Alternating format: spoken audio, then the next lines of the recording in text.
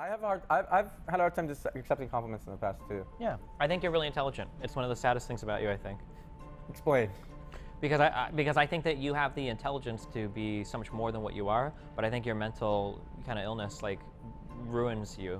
Like the Reckful that you could be versus the Reckful you are now, that gap is, I think, bigger than even you think it is. Like, I don't like. There are very few people. There are a few people on Twitch that I like actually would like say are intelligent. I don't fuck. Raynad is somebody that I would consider to be actually intelligent, even though he's a little autistic sometimes. I think Raynad is actually a really smart guy, and I think that he's a little autistic sometimes. Yeah, and I think you are a really smart guy, and I don't know if. And I'm not saying that like everyone else is stupid, but I'm just saying in terms of like people who are like, I think this person is genuinely intelligent. I think that you're like one of the few. So when I see how fucked you are because of your mental illness, it's just really sad to me.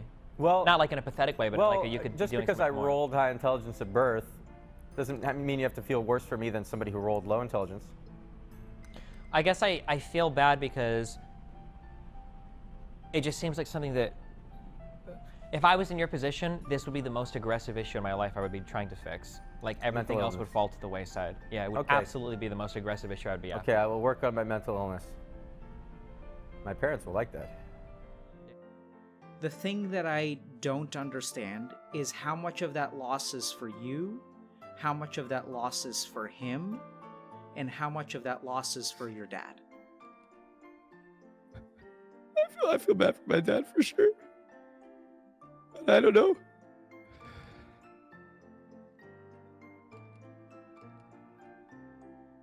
I don't know. So Reckful, I have a crazy ass non sequitur question for you, okay? Yeah, sure. Do you want to have children one day? I always thought no, because I'm scared they'd kill themselves. Yeah.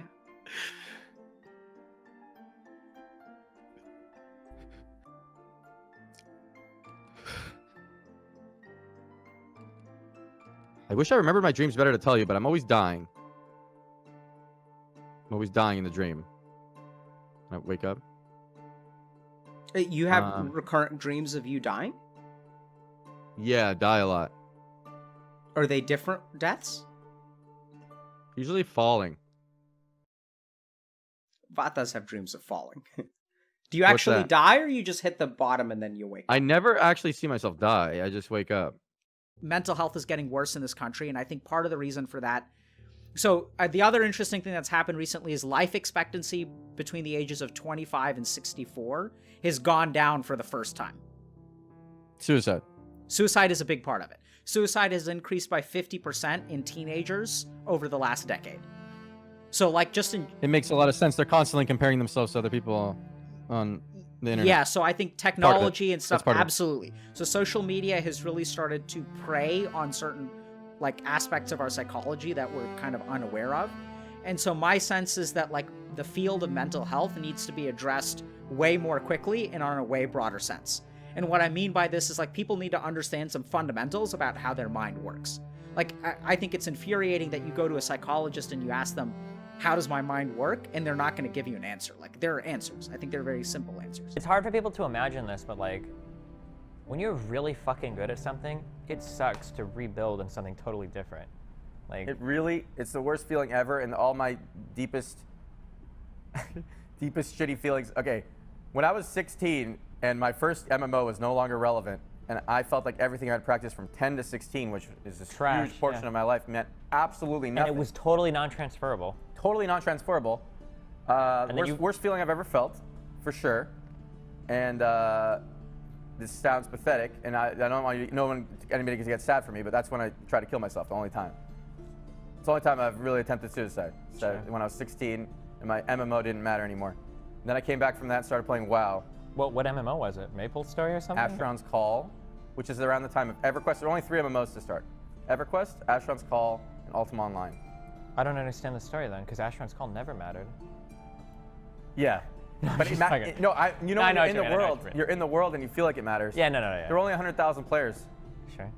It's crazy, That was a lot back then, though. Huh? That was a lot back then, though, right? That was a decent amount.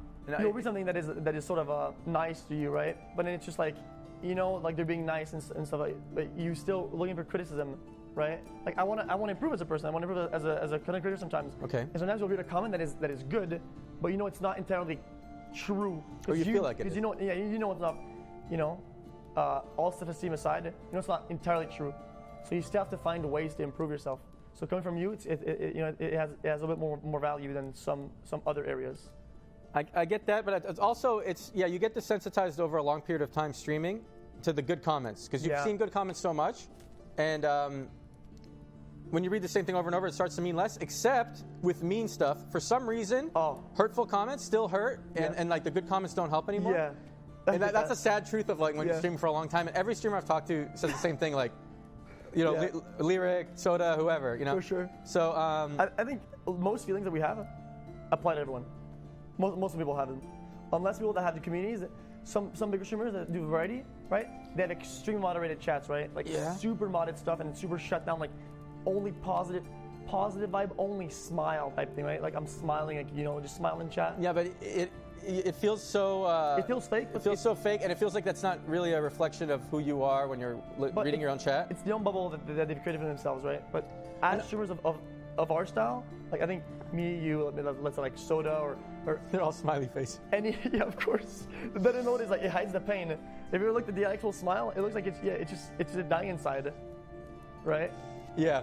So, I think most feelings that we have, I think as streamers, everyone has them the same. You can. Yeah, but at the same time, it's so weird. From a viewer, if I were watching a stream, when I'm watching a stream, even this happens still as a streamer, when I'm watching a stream and everyone says nice shit, and then I notice the streamer read out the one mean comment and get triggered, and I'm like, dude, that's one dude in chat out of like thousands of people, and everyone does. Every streamer I know does it. Yeah. And I'm like, and I do it, and I'm just like, when I'm watching another stream, it seems so stupid, and I understand why chat calls it stupid because, dude, there's one guy in chat out of 1,000 people calling you shit, and like everyone else is saying nice stuff, and you're just like getting triggered by that, and you need to turn your stream off so all of us can't watch. Fuck you, like. Yeah, you're right. Then, I think. So for me, Anthony Bourdain is someone I looked up to, and I was thinking about when somebody you look up to doesn't like their life. Who is that for chat? Anthony Bourdain. Okay, so he was a chef, but really people appreciated him for his travel shows. I liked the IRL content. My IRL content took a lot from what I enjoyed on that, and I only watched, even though I only watched a little bit because I have no attention span. I got a good feel for that. Sure. Anyway, when someone is really unhappy, and they're where you want to be, do you feel, and they commit suicide? Do you feel like, well, how does that make you feel, I guess? Well, I don't look up to anyone, so I don't have to worry about that. That's true. Yeah. No, he's not even trolling. He doesn't look up to anyone. I don't think it should impact you. I don't think that if you were to like trace your growth, I don't think that your personal happiness should ever follow that path. That's really scary to me. My personal happiness is all fucked up. Well, yeah, for a variety of reasons. Tell me why. I want to know. Sorry. Go on. Well, sure. Well, we can get into that if you want. But just to finish that line of thought, like let's say that I want to be like the best musician in the world, a really famous like touring musician, and right now I am like just an amateur college musician or whatever, right? If I'm very unhappy now, I can't plan that I'll be really happy when I become like the best musician. Like you can maintain like good levels of happiness throughout your entire life, right? And then you get more fulfillment or something like that. But you should never be unhappy until you've accomplished something and then you're happy. Right? Now. Easier said than done. Oh yeah, of course, yeah. Everyone knows that, right? Yeah, of course. Well, yeah, sure. But the way that you phrased your earlier question, you made it sound like it was a legitimate feeling to be unhappy until you're exactly where you want to be, and then you can be happy. But that's how people end up feeling when they, but it's not. A lot of times they do, but it's really bad, I think. People have trouble enjoying how they always say it's about the journey, not the destination. It's not even about the journey. It's about being happy with your life is not like is not about the acquisition or attainment of some goal, I think. So, what would make me happy with my life from your perspective? For you, a professional therapist and better friends, probably. What is like, when somebody says clinical depression, what does that mean to you? In terms of like how you think somebody like who's clinically depressed feels, or you view yourself as clinically depressed. What like emotions does that feel like to you? An inability to find enjoyment in most of life. Okay, I think that's fair. Because a lot of what you say sounds like a depressed person.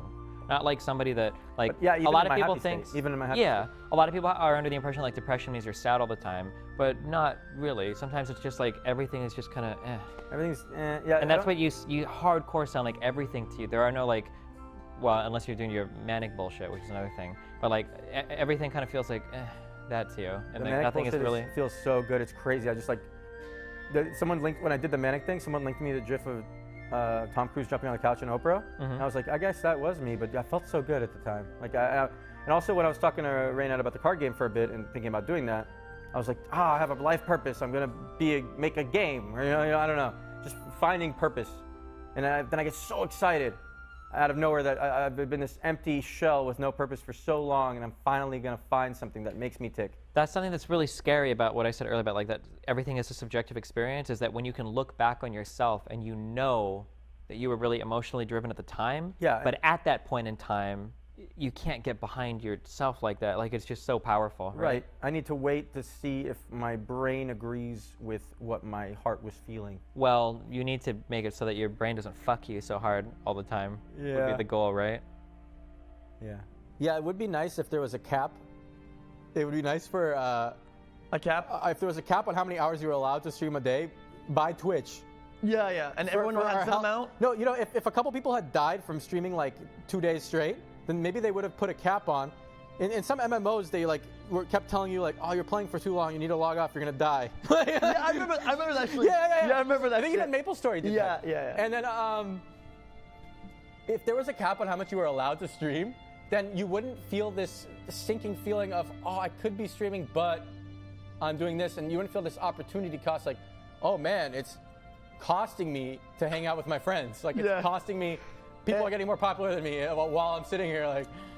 Well, technically, I try my very best. Hey, that would be really nice, the cap. 8 hours a day cap. Yes, then you'd be like, okay, today, well, I'm gonna do 5 hours of this content, 2 of this, 1 of this, 1 of this, and oh, it's gonna be sick, because you can sort of plant and like compact it and make it fun and shit, right? Okay, so you have an 8 hours a day cap, and then you have a cooldown once a month. You can do a 124-hour stream, and then Twitch doesn't let you stream more than that. It turns your channel off. It turns entirely off, the whole thing. For your health. Yeah. Oh, for my health. For your health. Oh, thank you. That at the end of the day, like, we have a need to become like fully actualized human beings who like derive. I mean, it's a need for us to feel like we're accomplishing what we put our mind to. Okay. And so I think what you are is unfulfilled, and that you've probably been inappropriate. I mean, that's true. Insufficiently challenged since you were a teenager, and that life has not like given you anything that was worth fighting for. That it's just like it's been like easy mode.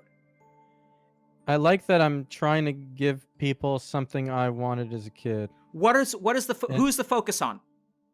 Who are you thinking about?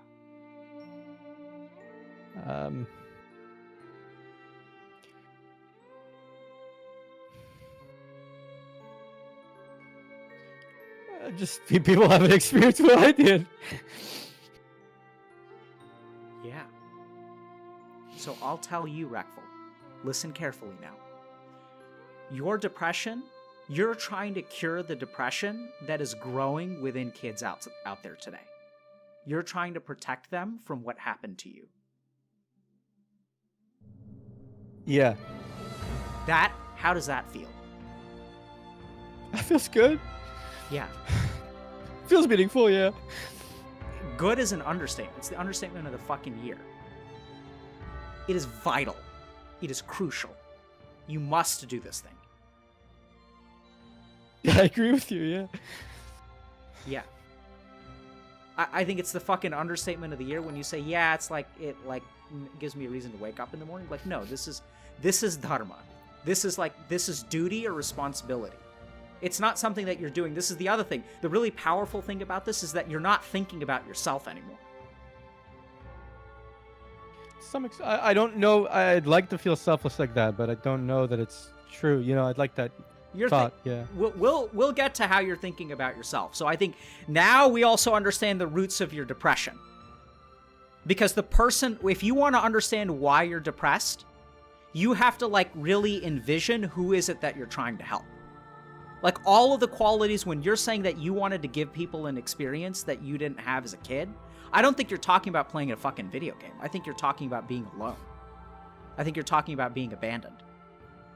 And you don't want people to feel the way that you felt. And so you're trying to make the world a better place.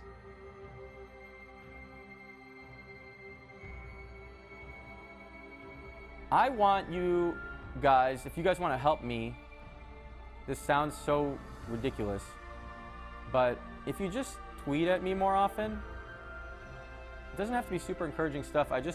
I enjoy this feeling that like people care about what I'm doing. And if you just tweet at me more often, it'll boost my mood to do more, make more content. Yeah.